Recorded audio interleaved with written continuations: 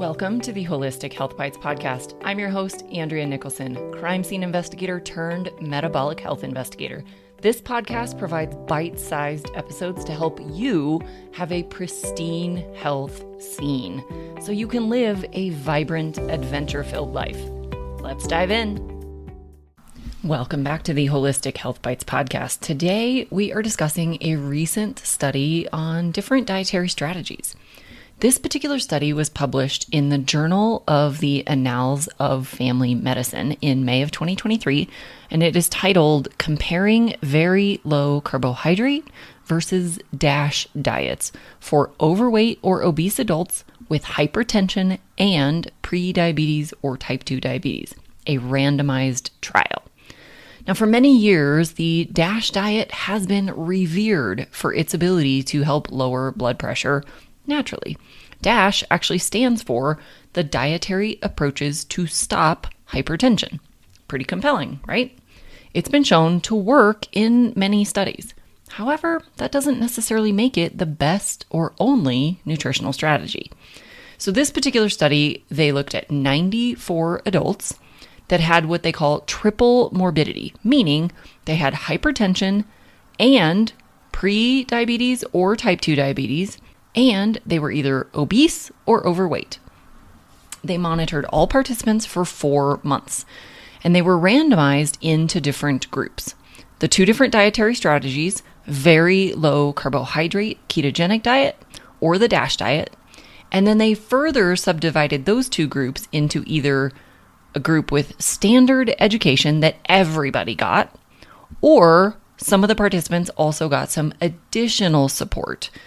And so there were 4 total groups. One very low carbohydrate ketogenic diet with added support, one very low carbohydrate ketogenic diet without the added support, the DASH diet with support, and the DASH diet without the added support. Now, everyone got access to an online program, text messages, cookbooks, email-based coaching, and recommendations to monitor their nutrition intake, their weight, their blood pressure, and their blood sugar. Exercise and sleep routines were also encouraged for all participants. Now, those that were in the extra support groups also received additional information on mindful eating, emotional eating, food-related urges, mindful responses to stress, positive emotion regulation, and gratitude. As far as the dietary parameters, those in the very low carbohydrate diet groups were asked to limit their net carbohydrate intake to 20 to 35 grams per day, and they were given the goal of achieving nutritional ketosis as measured using urine ketone test strips.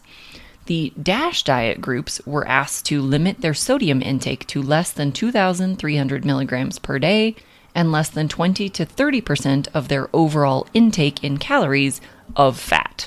So this was a low-fat, low-sodium diet.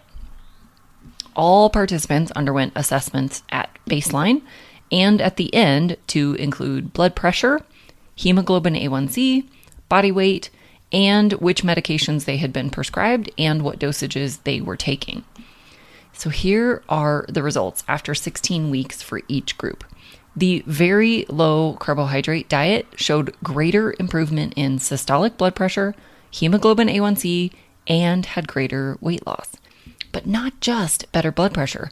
The very low carbohydrate diet decreased twice as much, by nearly 10 points, where the DASH diet groups only reduced by 5 points.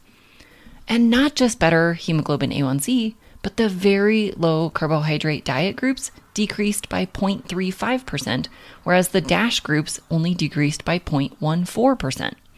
And not just better weight loss, but the very low carbohydrate diet lost nearly twice as much weight, 19.14 pounds in 16 weeks versus 10.34 pounds in the DASH diet groups in 16 weeks. And to top it all off, 12 out of 32 people on the very low carbohydrate diet stopped or decreased their blood pressure medications during the study. And only 4 of 42 people on the DASH diet stopped or decreased their blood pressure medications. And 5 out of 9 people taking blood sugar medications in the very low carbohydrate group stopped or decreased their blood sugar medications versus 0 change in blood sugar medications on the DASH diet. 2 people in the DASH group actually had to increase their blood sugar medications. Interestingly, when they looked at both diets with and without the added support on mindfulness and emotional eating, the added support did not make any statistically significant difference for either diet group. So it seems like the standard support that everybody was given was adequate. And the added mindfulness and emotional eating side of things didn't really make that big of a difference. Now, I know I just threw a whole lot of data at you, and if you want to review this again, please see the show notes. I'll leave a link in the description of the show so that you can link to all of these statistics in writing, where sometimes it's a little bit easier to absorb them. Thank you so much for listening today. If you found this information valuable, I would love it if you left a 5-star review so more people can easily find this podcast. Reviews are what boosts the show in the search algorithm. And if you know anyone who could benefit from this information, please feel free to share this episode with them. And lastly, if you are looking for one-on-one support with your health challenges, schedule a free holistic health strategy session with me. Until the next episode, be well and vibrant.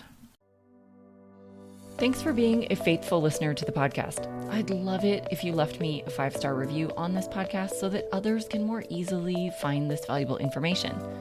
Did you know I also work one-on-one with clients? I approach solving health challenges like I approached solving crimes, by conducting a thorough investigation into your case.